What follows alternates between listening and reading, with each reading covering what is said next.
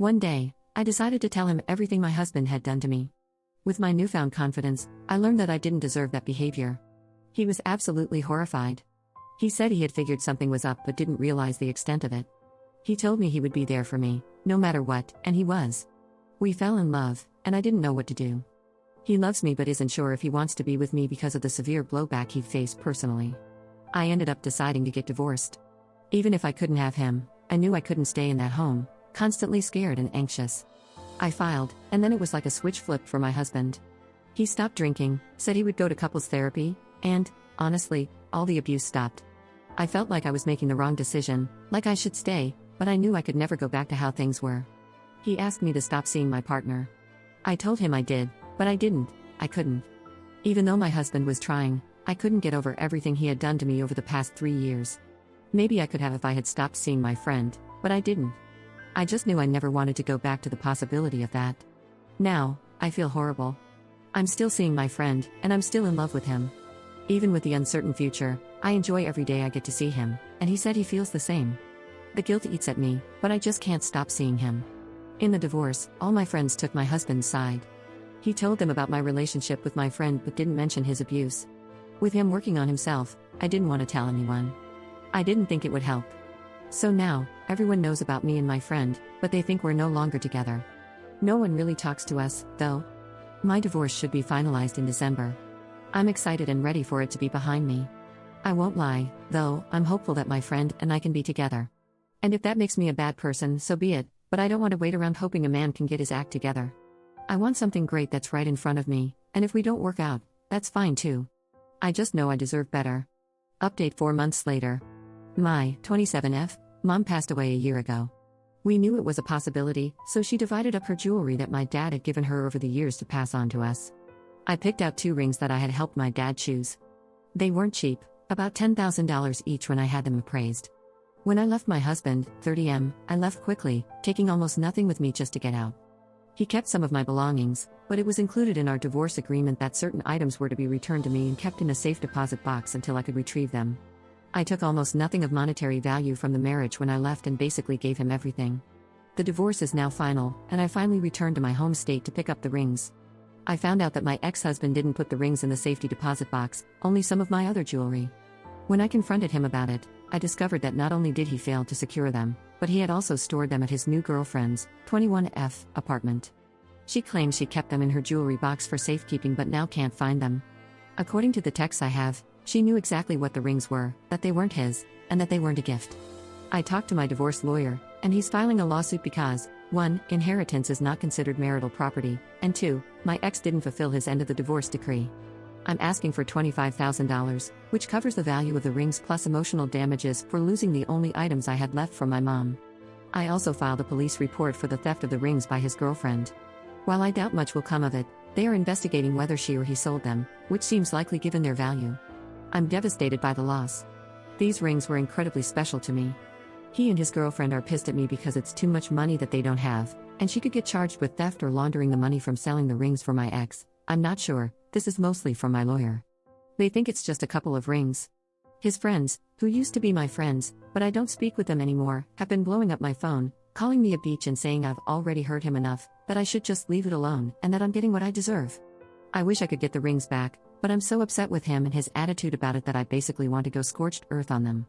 At this point, it's not only about the sentimental value, but also about giving a big screw you after everything. Second update 1 week later. I posted about a week ago regarding my ex-husband stealing my rings. I wasn't getting anywhere with him, and the cops didn't seem very interested. My lawyer said that while we had a case, it could take a long time. My family searched through a lot of pawn shops but couldn't find anything.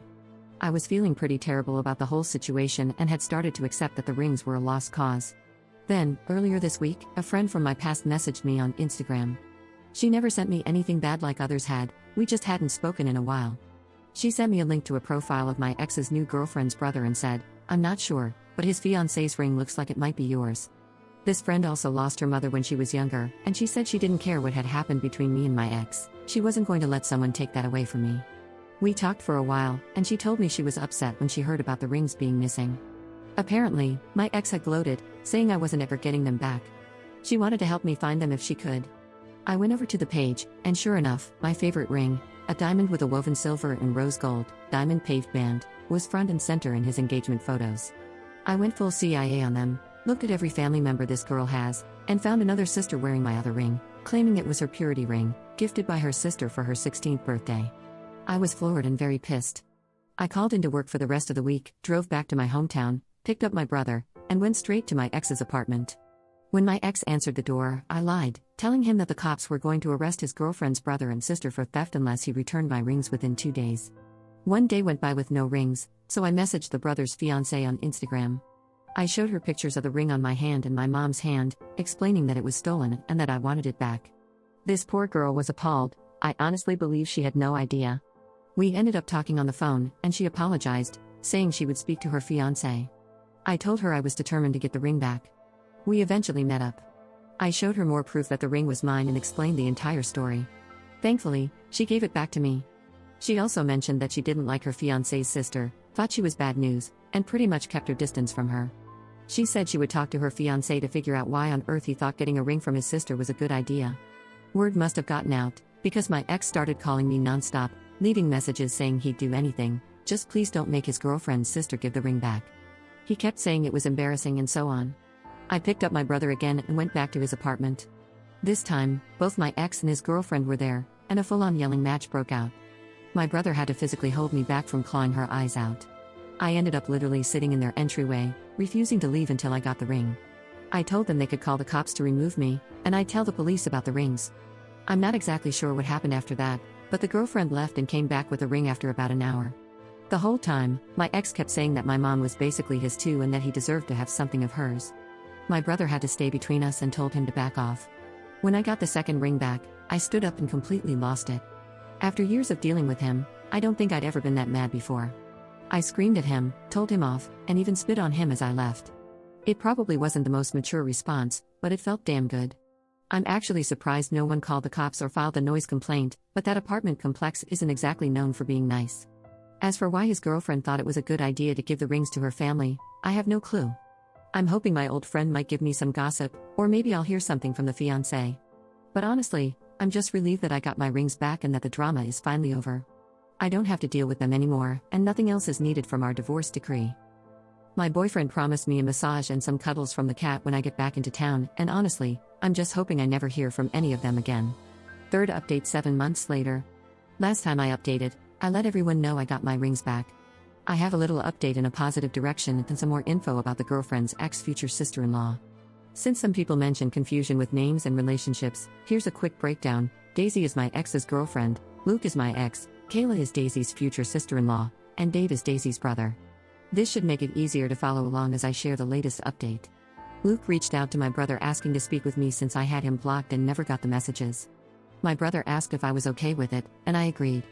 Luke told me that he had gone to treatment, has been sober, and is genuinely remorseful.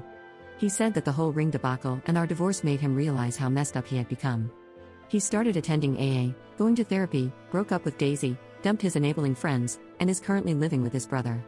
He even found a few more things, like pictures of my mom, and gave them to my brother to pass along to me. He also let me know that he understands I want minimal contact and won't reach out again unless I initiate it. Honestly, I'm happy for him and really hope he stays sober. Update on Daisy, Kayla, and Dave. According to Kayla, I guess there had been a lot of tension between them. Kayla and Daisy had no contact after the whole ring situation, and Dave claimed he didn't know anything about the ring until Luke left Daisy. Once that happened, Daisy showed up at Kayla and Dave's house, begging for a place to stay because she couldn't afford rent on her own. Without asking Kayla, Dave said yes. From the start, it was a mess. Daisy didn't help out around the house, and she was constantly drunk or high.